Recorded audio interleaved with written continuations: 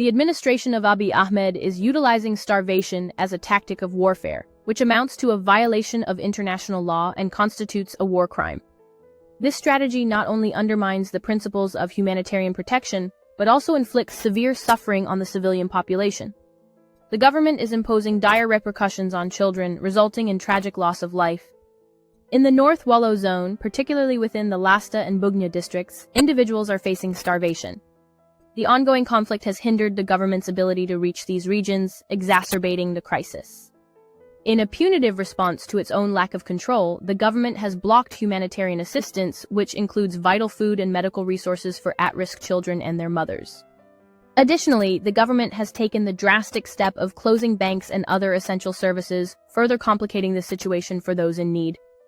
This combination of actions not only undermines the well-being of vulnerable populations, but also highlights the severe impact of the ongoing conflict on the most defenseless members of society.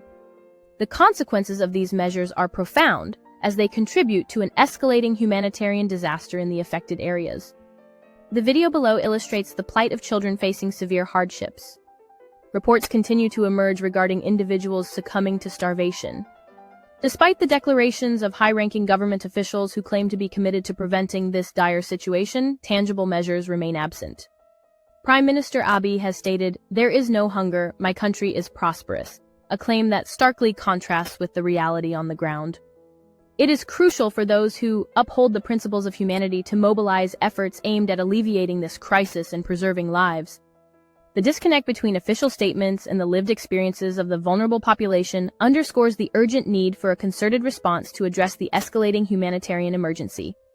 This strategy is considered a violation of international humanitarian law, which prohibits targeting civilians, obstructing humanitarian aid, and using starvation as a weapon of war.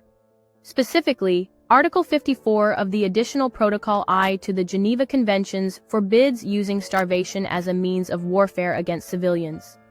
Deliberate actions to block food aid prevent food production from entering to this area.